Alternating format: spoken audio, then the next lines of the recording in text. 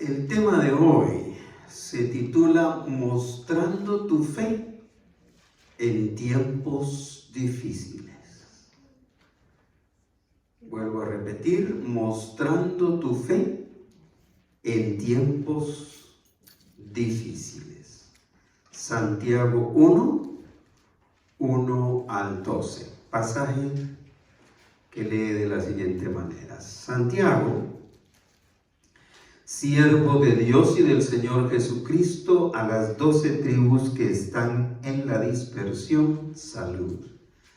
Hermanos míos, tened por sumo gozo cuando os halléis en diversas pruebas, sabiendo que la prueba de vuestra fe produce paciencia, mas tenga la paciencia su obra completa, para que seáis perfectos y cabales sin que os falte cosa alguna. Y si alguno de vosotros tiene falta de sabiduría, pídala a Dios, el cual da a todos abundantemente y sin reproche, y le será dada. Pero pida con fe, no dudando nada, porque el que duda es semejante a la onda del mar, que es arrastrada por el viento y echada de una parte a otra.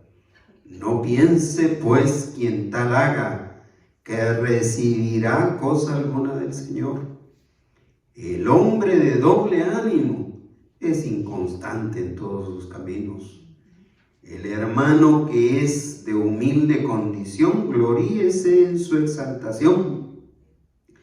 Pero el que es rico, en su humillación, porque él pasará como la flor de la hierba.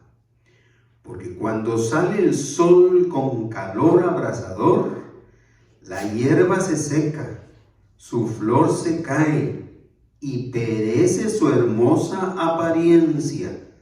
Así también se marchitará el rico en todas sus empresas. Si usted tiene la versión Reina Valera del 60, por favor lea conmigo el versículo 12 en voz alta. Bienaventurado el varón que soporta la tentación, porque cuando haya resistido la prueba, recibirá la corona de vida que Dios ha prometido a los que le aman. Con este tema de hoy, iniciamos la unidad que se titula Vive tu fe.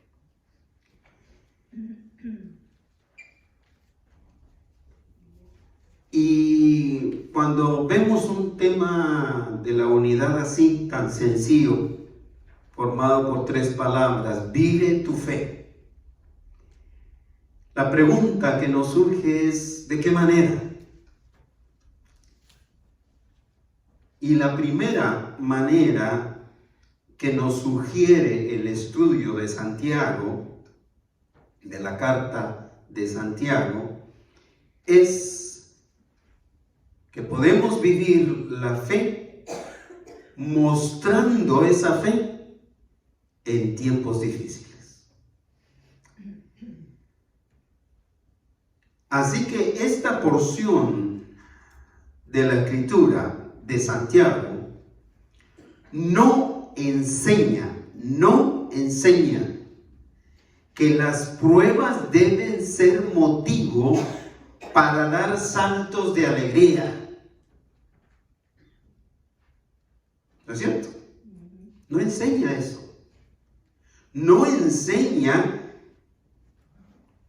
que el hecho de recibir una dificultad nos haga dar brincos de alegría diciendo, bienvenida a esta dificultad, y a morirnos de la risa, sino que este pasaje enseña que a través de la fe que tenemos en Cristo Jesús, podemos vivir con gozo, incluso cuando estamos pasando por los momentos más dolorosos. Y esto es muy sencillo para entenderlo, porque la tendencia natural, es decir, la tendencia que nosotros tenemos como seres humanos, es responder a las dificultades con temor.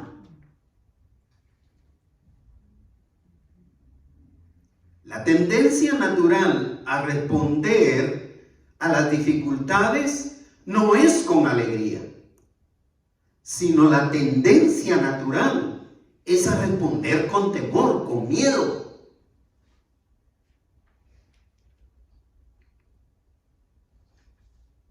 Y yo diría, tal vez en el mejor de los casos, respondemos con temor. Tal como el temblor de cuerpo que me agarró esta mañana viendo estas imágenes acerca de la salud de mi hermano. Pero en el peor de los casos respondemos con ansiedad. Una ansiedad que es incontrolable para nosotros y que puede llegar hasta con ataques de pánico. Y yo diría que en el peor de los casos respondemos con ira, respondemos con enojo. ¿Y sabe enojo contra quién? Enojo contra Dios muchas veces. La alegría definitivamente no es una reacción instintiva al dolor. Cuando llega dolor, la alegría no es una reacción que nosotros vamos a tener por instinto. Definitivamente no es así. Santiago aborda en esta carta problemas específicos de la vida diaria de los creyentes. Es decir, considerando las dificultades como parte de esta vida.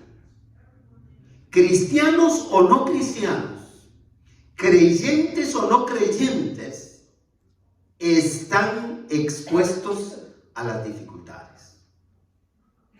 Y a los creyentes a quienes Santiago les está escribiendo, dentro de esos problemas específicos que les venían, uno de ellos era el estar obligados a vivir lejos de su tierra natal. Yo no sé cuántos nos identificamos con eso.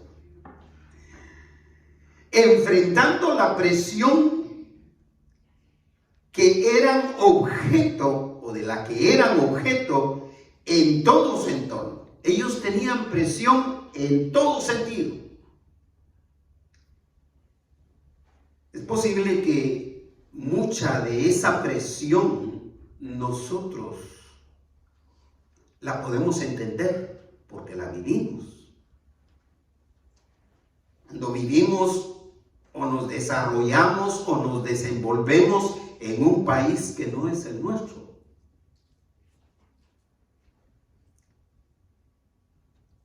Así que Santiago aprovecha para desafiarlos a lidiar con ese estrés que produce la presión, instándolos a buscar el rostro de Dios para vivir gozosos en medio de una realidad conflictiva que podría, al final de cuentas, traer madurez espiritual a sus vidas. Porque, mis estimados oyentes, cuando Dios permite la aflicción, cuando Dios permite que nos lleguen pruebas, está aprovechando para producir desarrollo en nuestra resistencia.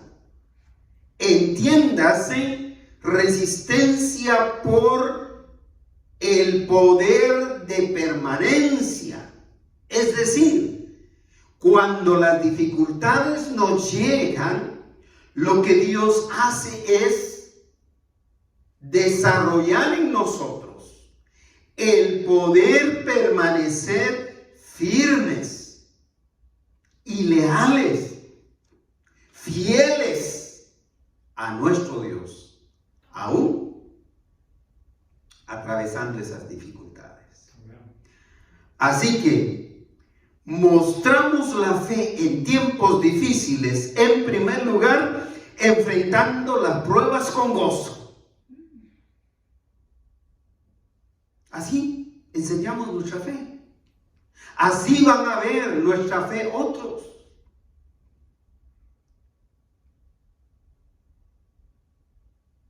Yo me pregunto,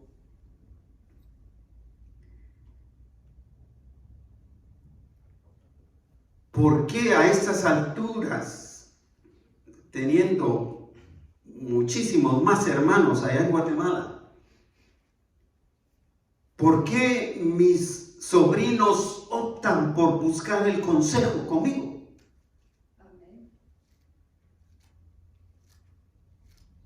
Pienso que en respuesta es esto. Porque he mostrado mi fe en momentos de dificultad, en momentos difíciles. Santiago se ocupó de escribir alentando a los creyentes de Jerusalén, dirigiéndose a las 12 tribus de Israel que estaban dispersas por todo el mundo. El versículo 1 empieza diciendo: Santiago, siervo ¿de quién? De Dios y del Señor Jesucristo. Santiago. ¿Quién era Santiago? Santiago era el medio hermano de Jesús. Era el mayor. No mayor que Jesús, pero era el que seguía a Jesús.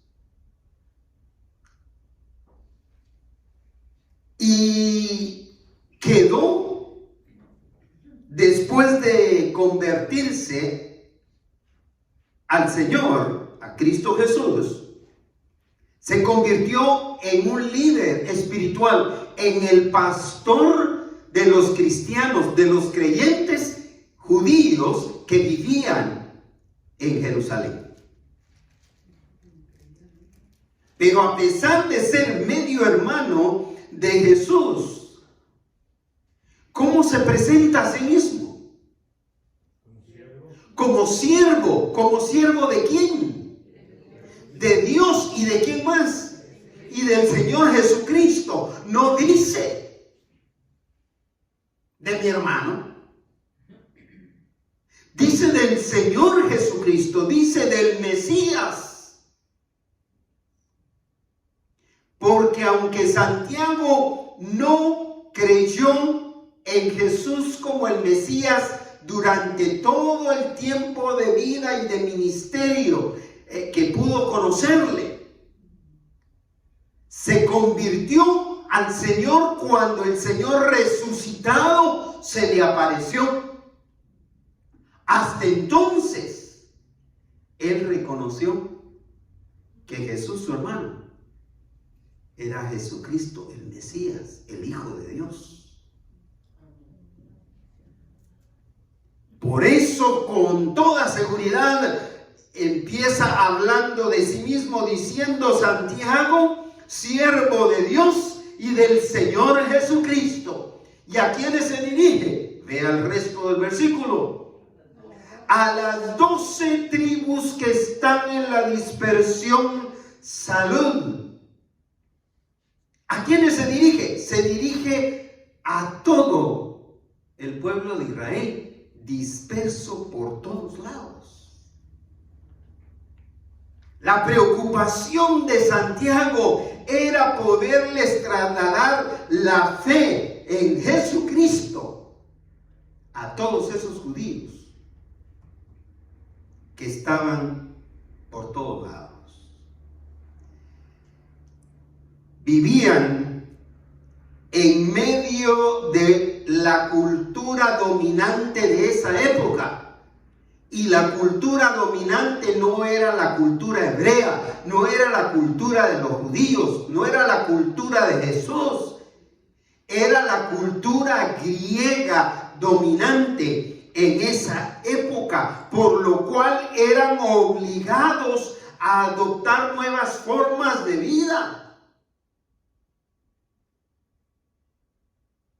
¿Por qué se hace más fácil para nuestros hijos que nacen aquí hablar inglés que hablar el idioma que aprenden en casa? Porque están naciendo en medio de la cultura dominante. Y la cultura dominante en este país ha establecido que el inglés es el idioma dominante. Y tienen que aprenderlo para sobrevivir. Y tienen que usarlo para sobrevivir. Y los judíos tuvieron que lidiar con eso. Ellos tuvieron que aprender a hablar en griego, a movilizarse en griego, a saber de todas las costumbres griegas. Incluso tuvieron que ver y ser testigos de los diferentes cultos que se rendían a cualquier dios, porque los griegos tenían dioses como cualquier otra cosa que se encuentra así de regalado, hasta el Dios no conocido, decía el apóstol Pablo, y a todos le rendían culto. No era un ambiente fácil para vivir la fe en Cristo Jesús. Si usted piensa que en México, que en España o en otros países así muy radicales, es difícil vivir la fe en Cristo Jesús, déjeme decirle que no era comparado a vivir la fe en medio de la cultura griega y romana o latina. Los creyentes estamos bien advertidos de que nuestro peregrinaje por este mundo caído experimentaremos una diversidad de pruebas. Vea cómo el apóstol Santiago, versículo 2, inspira a esos creyentes. Hermanos míos, les dice, ¿qué cosa? Tened por sumo gozo cuando os halléis en diversas pruebas. Tened por sumo gozo, les dice. Es decir, es necesario que en las dificultades optemos por la alternativa más saludable. ¿Sabe cuál es la alternativa más saludable en medio de una prueba que produce dolor, que produce aflicción? La alternativa más saludable emocionalmente es enfrentarlas con alegría, es enfrentar esas pruebas con gozo. Pero decíamos, no es instintivo, hay que decidirlo.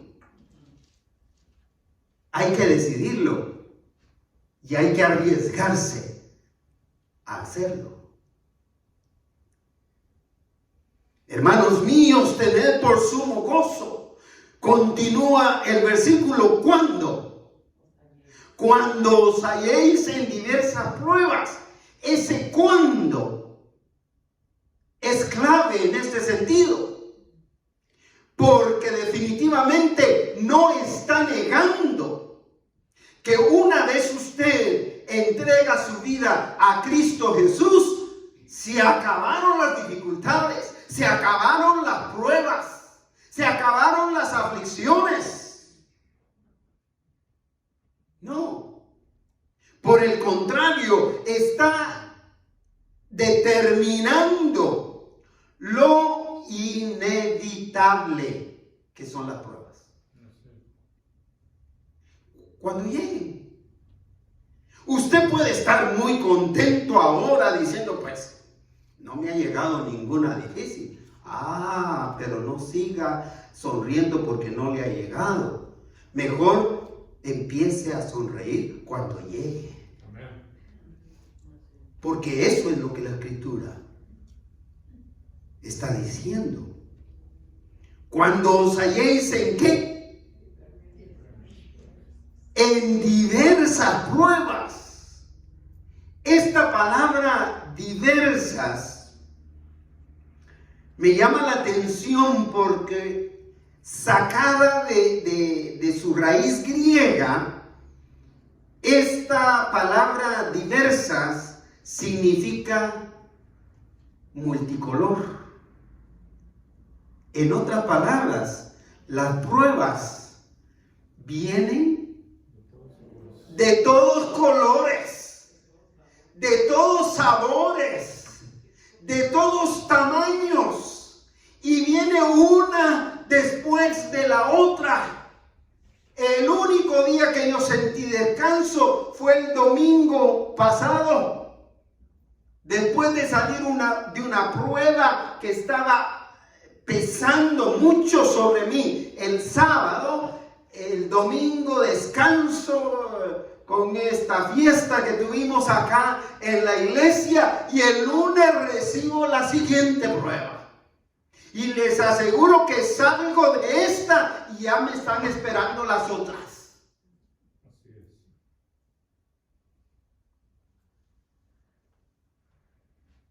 Llegarán pruebas de todo tipo a la vida de los creyentes. Y a la vida del incrédulo igual. Llegarán pruebas tales como las enfermedades. Y si usted quiere irme ayudando, llegarán pruebas como accidentes. Hermana Araceli comentaba una. Llegarán pruebas como de desempleo. ¿A quién no le ha llegado? Decepciones, como la que me llegó a mí esta mañana. Tragedias. Y hasta la muerte. Como el caso de mi hermano mayor. Con todas sus implicaciones. Yo no puedo contarles todo lo que gira en torno a esa situación. Yo lo único que pude decirle a mi sobrina es: necesito tiempo para digerir todo eso. Por favor, dame chance. No puedo responder ahora nada. Necesito digerir todo eso. Debemos saber, mis hermanos, mis hermanas, mis estimados oyentes, debemos saber por seguro que el proceso de madurez espiritual espiritual incluye experimentar pruebas sin quedar amargados por la severidad de algunas de ellas. La mayor tragedia que puede tener un cristiano, un creyente, una persona, cuando recibe pruebas, es quedarse amargado por la severidad de esas pruebas. ¿Por qué a mí? ¿Por qué a mí? ¿Por qué siempre veo feliz a mi vecino? ¿Qué sabe usted?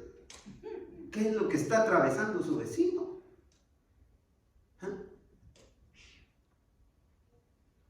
Usted puede decir, al pastor nunca le pasa nada malo. ¿Qué sabe usted? Los versículos 3 y 4 nos dirigen hacia esto que estoy comentando. Versículo 3, sabiendo que la prueba de vuestra fe produce paciencia. Tengan gozo cuando lleguen las dificultades. Santiago dice, versículo 3, teniendo la seguridad de que la prueba de vuestra fe, ¿qué es lo que produce? Produce paciencia. Hay que estar conscientes de que el resultado de la prueba es hacernos más pacientes con todas las situaciones de la vida. En otro tiempo, al recibir yo una noticia como esta, yo creo que hubiera reaccionado de manera distinta. Tal vez aconsejándole, envíenlos a la cárcel, o dáñenlos, o cualquier otra cosa. Sabiendo que la prueba de vuestra fe produce paciencia. Hoy soy más paciente que cuando tenía 19 años. Y si así no fuera, entonces yo diría, no he aprendido ni madurado absolutamente nada.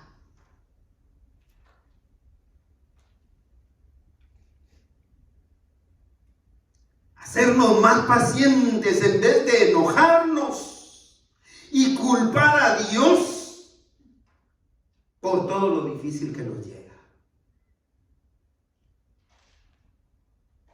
Cuando nos llegan cosas buenas, sonreímos. Tal vez le agradecemos a Dios, pero cuando llegan las dificultades, también hay que sonreír y hay que agradecerle a Dios. Sabiendo que la prueba de nuestra fe produce paciencia más. Versículo 4. Tenga la paciencia su obra completa. ¿Qué significa esto? Que al fin y al cabo la paciencia no es el objetivo final de la prueba. Vea cómo más continúa este verso. Después de producir paciencia, que esa paciencia siga actuando en nosotros. Dice, mas tenga la paciencia su obra completa. La paciencia no es el todo, el resultado final de la prueba, sino que la paciencia siga trabajando en nosotros. ¿Hasta qué? ¿Hasta qué punto? Para que seáis perfectos y cabales sin que os falte cosa alguna. hasta que seáis perfectos y cabales. ¿Qué significa? Significa que después de la prueba podamos seguir siendo fieles al Señor hasta que nos llame a su presencia o venga por nosotros. Eso significa que a pesar de las pruebas podamos seguir siendo fieles al Señor. Por eso Santiago instó a seguir la alternativa más saludable en medio de la prueba. ¿Cuál es? El gozo. El gozo. Mostramos la fe en tiempos difíciles, enfrentando las pruebas con gozo. Pero mostramos la fe en tiempos difíciles, en segundo lugar, discerniendo la procedencia de las pruebas. Aquí voy a tocar otro aspecto central de esto de las pruebas. Las pruebas muchas veces hacen pensar a algunos de que lo que están padeciendo es, y lo cito entre comillas, castigo de Dios por su mal proceder. Y mire, sobran los que nos lo van a recordar. Cuando estamos pasando por pruebas difíciles constantemente, nunca falta alguien que nos diga, esto es por tu mal proceder. O algo malo estarás haciendo.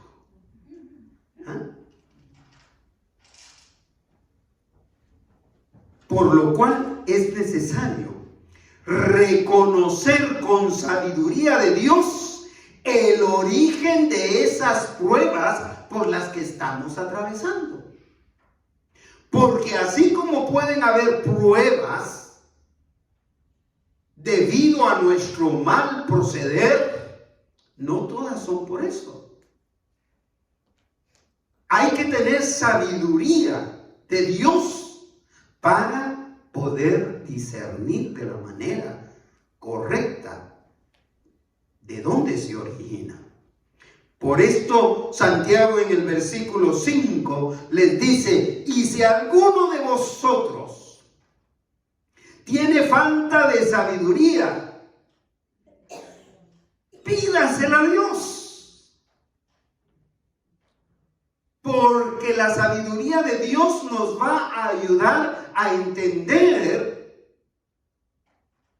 si en su voluntad permisiva Él está permitiendo que eso nos acontezca a nosotros.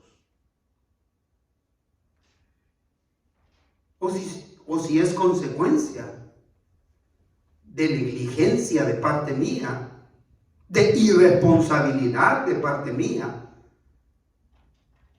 para pedirle perdón y poder seguir adelante en medio de esas pruebas. Si alguno pues de vosotros tiene falta de sabiduría, pídala a Dios. ¿Por qué? Pero leamos el verso. El cual da, ¿a cuántos? A todos. Abundantemente y sin reproche. Y le será dada. Pídasela a Dios. Pídale la sabiduría a Dios, quien da a todos. No tiene preferencia por algunos. Usted no puede decir por qué esta persona es tan paciente. Usted también puede ser paciente. Y si alguno de vosotros tiene falta de sabiduría, pidan a Dios, el cual da a todos. ¿De qué manera? Abundantemente. Dios no se queda pobre. Tiene sabiduría como tiene para todos los que necesitamos lo que necesitemos, el cual da a todos abundantemente y sin reproche, y les será dada. No hay que quedarse en la maraña espesa, desordenada y de confusión que provocan las dificultades. ¿Por qué nos vamos a quedar enmarañados en esa confusión, en esa oscuridad de lo que está pasando?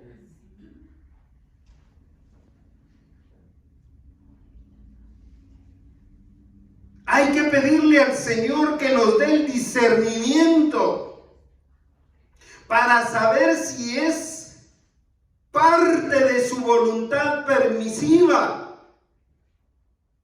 Y si es parte de su voluntad permisiva, entonces responder a esas dificultades con fe y con gozo. Eso es lo que solicité a mi sobrina hoy. Necesito discernir para poder ser bendición, no solamente para mi vida en medio de estas pruebas que lastiman tanto mi corazón, como para ser bendición para ustedes.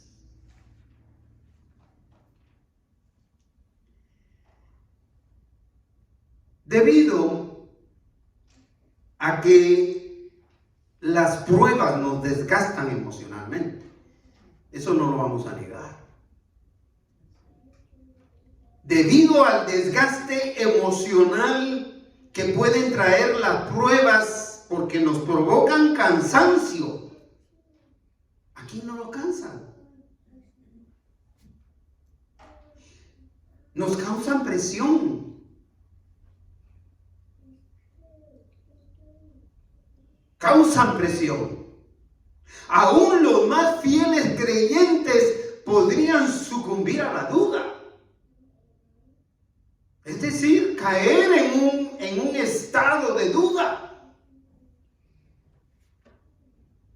Cuando llega la prueba, aún aquellos que parecen las personas mejores, más llenas de fe, pueden dudar. Por eso Santiago en el versículo 6 les hace un riguroso llamado. Leamos la primera oración juntos. Pero pida con fe, no dudando nada. Pero pida con fe, no dudando nada, hermano, hermana.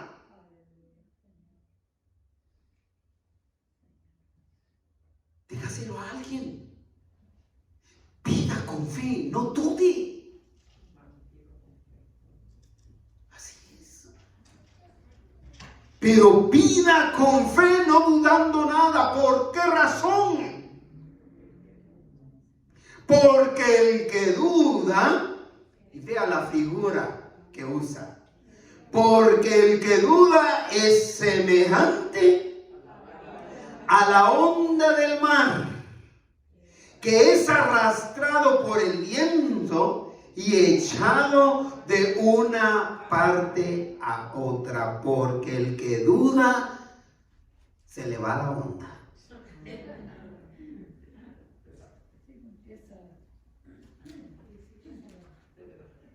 Se le va. Es semejante a la onda del mar, que es que arrastra. ¿Lo ha arrastrado a usted el mar? A mí también. Y después de que me cayó alguien con una tabla de surfing, me cayó encima, me dio una arenada que yo pensé que estaba muriendo. Pero es como las ondas, las olas del mar es arrastrado por el viento y echado, ¿qué? De una parte a otra. Esta imagen es la mejor imagen para definir al que duda. ¿Cómo define esta imagen al que duda? Es arrastrado y echado de un lado a otro. Mire, después de tantos años de predicar el Evangelio, yo me quedo sorprendido de cómo hay hermanos, hermanas, que por dudar son arrastrados. Los arrastran las corrientes, los comentarios, las sectas religiosas, los nuevos cultos, a las nuevas deidades, son llevados y tirados de aquí para allá.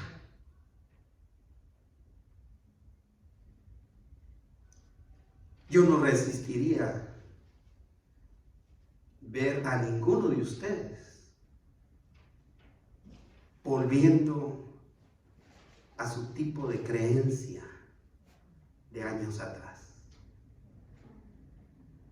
Pero eso es lo que pasa con el que duda. Es arrastrado y echado de una parte a otra.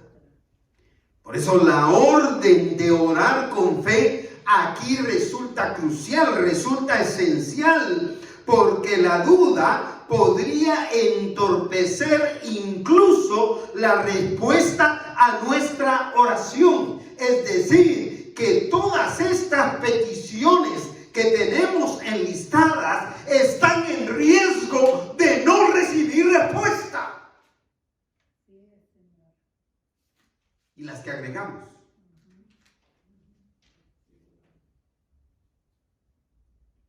¿O piensa que yo estoy exagerando?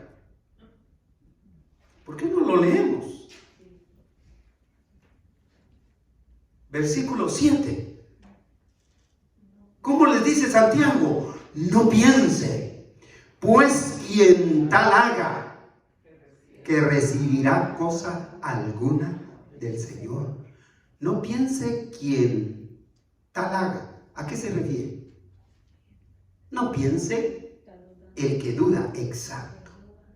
El que duda, no piense que va a recibir algo de lo que está pidiendo. ¿Se da cuenta de la importancia de orar con fe? No piense quien tal hace que recibirá cosa alguna del Señor. La duda anula la oración. La duda anula la respuesta. La duda impide la bendición. Y usted se pregunta, ¿y por qué no recibo respuesta?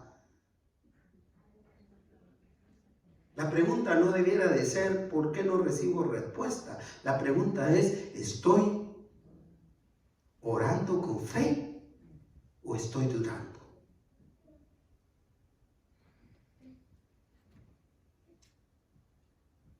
Versículo 8 continúa diciéndonos cómo son los seres humanos. El hombre, refiriéndose a todo ser humano, el hombre de doble ánimo es inconstante en todos sus caminos. Es decir, el que duda se caracteriza por dos cosas, según este versículo 8. ¿Cuál es la primera? Doble ánimo. ¿Qué significa doble ánimo?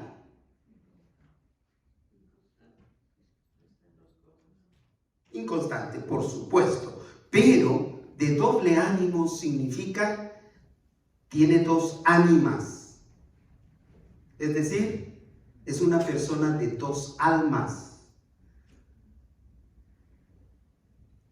Esto se analiza de la siguiente manera. Es una persona que es leal, según él o ella, a dos almas, a dos cosas que se oponen. Pero cuando uno es leal a dos cosas que se oponen, la verdad es que no es leal a ninguna, sino que es una persona de doble ánimo, es desleal. La persona de doble ánimo es desleal a Dios. Así lo podemos definir. El hombre de doble, la persona de doble ánimo va a ser desleal a Dios. ¿Cuál es la otra? Inconstante. ¿En qué? En todos sus caminos, no solo con lo que tiene que ver con su vida espiritual, en todos sus caminos, en todas sus responsabilidades, inconstante. Un día va a ir con alegría y que no se acaba el trabajo, es decir, que trabaja y trabaja, y otro día no va a tener ganas de ir. Inconstante en todos sus caminos. Hoy amanece con que quiere expresar su cariño, su amor a todas las personas, y mañana y dijo alguien. Tengo buen oído, hermana. Es inconstante. Cuando una persona es inconstante, es decir, la pregunta es, ¿usted puede confiar en alguien que es inconstante?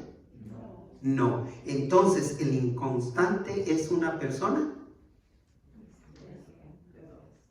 A ver, usando la palabra confianza. No confiable. La persona inconstante no le va a dar confianza a usted. ¿Ah? Exacto. No hay estabilidad.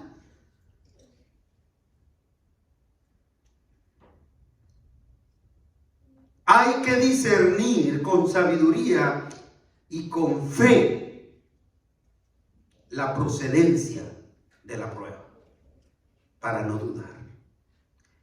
Así que mostramos la fe en tiempos difíciles, en tercero y último lugar, venciendo el afán y la ansiedad de la vida. En estos versículos, ya Santiago me alivió en la lucha que llevamos todos diariamente.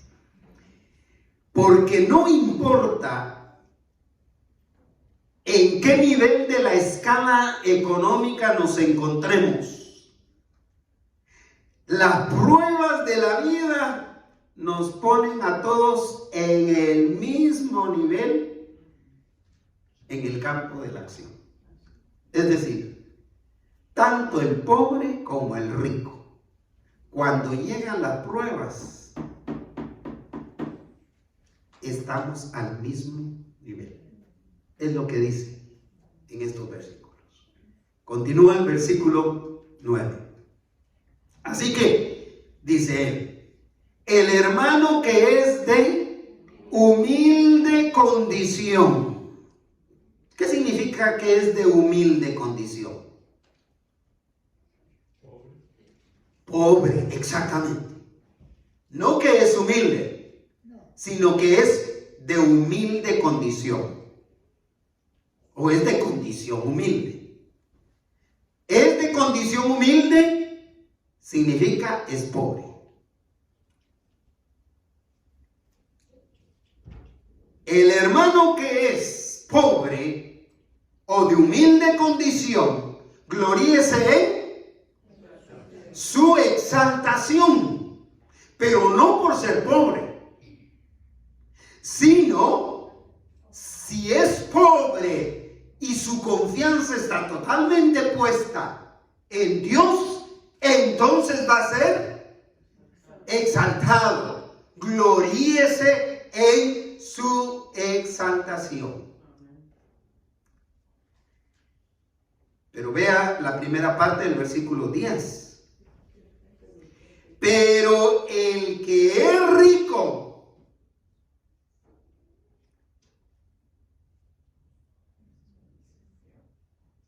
y confía en su riqueza, diría Santiago, entre paréntesis, gloríese ¿en qué? En su humillación. Es decir, que en lo único que se podrán gloriar tanto ricos como pobres es en una cosa: en la vida eterna que hay en Cristo Jesús, por fe en Cristo Jesús y no por fe en lo material.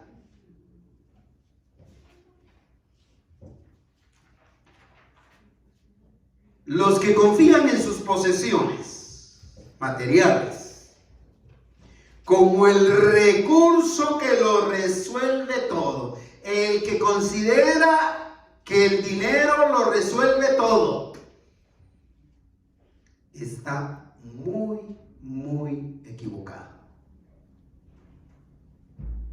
Vea el resto del versículo 10.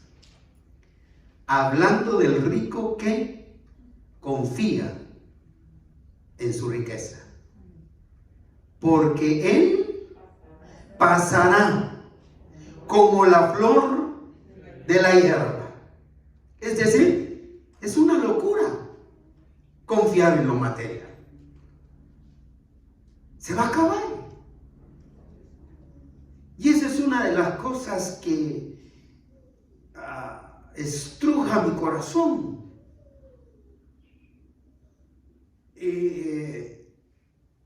La confianza en las cosas materiales y ver cómo así pasan, son en este momento y más tarde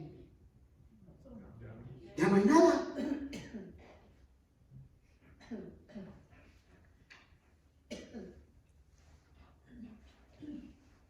Vea el versículo 11. ¿Con qué lo compara Santiago? Porque cuando sale el sol con calor abrasador, calor de brasa, caliente,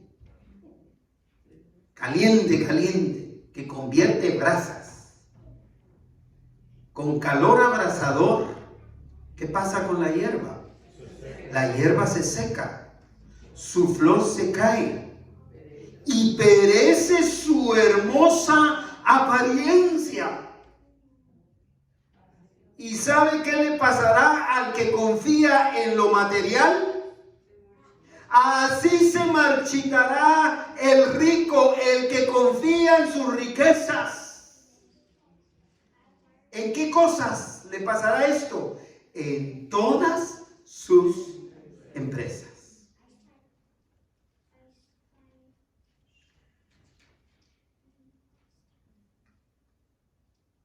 Cuando habla de este calor abrasador, Santiago se estaba refiriendo a un viento que se llamaba siroco, que pegaba en el este, en el desierto de Israel.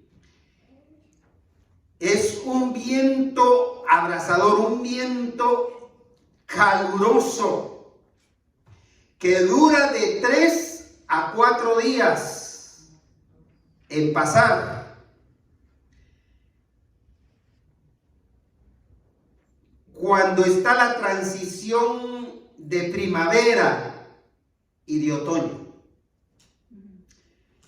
pero en 3 o 4 días quema todo lo que encuentra a su paso. Lo consume.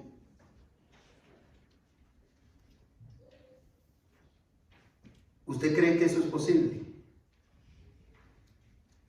2 veranos,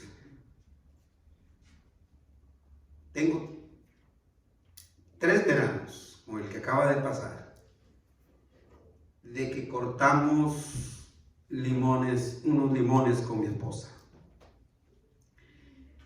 En ese entonces el limonar estaba tan grande que sus ramas caían sobre el techo. Y mi esposa tenía una cubeta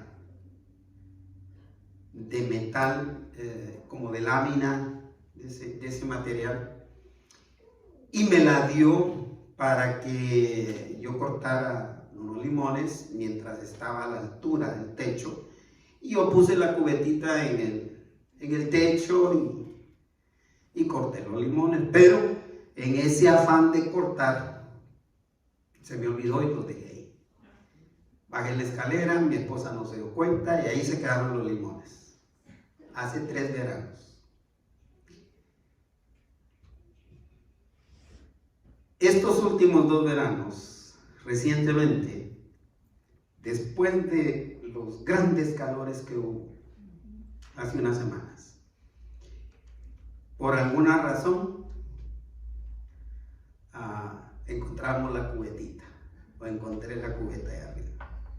Mire, yo bajé impresionado y se lo enseñé a mi nuera y a mi hijo Manuel y a Marcos y a Rocío por Face. Los limones, la forma de limón, pero hecho carbón, carbonizado. Para mí agarraron fuego. Afortunadamente estaban en lo que era metal o lámina, pero para mí que se encendieron. Quedaron negros. Un carbón. Lo pones en más carbón y se confunde con el carbón. Nadie sabe que es un limón carbonizado. Así estaban todos. Impresionante. Pero a esto se refiere. Es decir, cuando llega el calor abrasador, cuando llega la prueba, cuando llega la dificultad de este tipo, no la van a contar. No la van a poder contar. Por eso Santiago finaliza esta reflexión diciendo que la recompensa para el que vence con fe en Dios el afán y la ansiedad que producen las pruebas es recibir la corona de la vida con gozo eterno.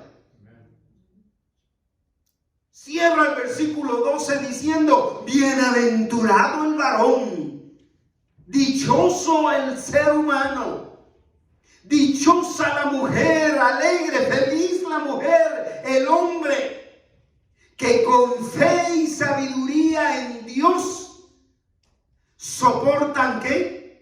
La tentación, porque cuando hayan resistido la prueba, recibirán la corona de vida. No recibirán la vida, porque la vida se recibe por fe. La corona de la vida, es decir, el gozo, la alegría que Dios que ha prometido a los que le aman. Aunque las pruebas en sí no produzcan gozo, mis estimados oyentes, el soportarlas con fe y compromiso en Dios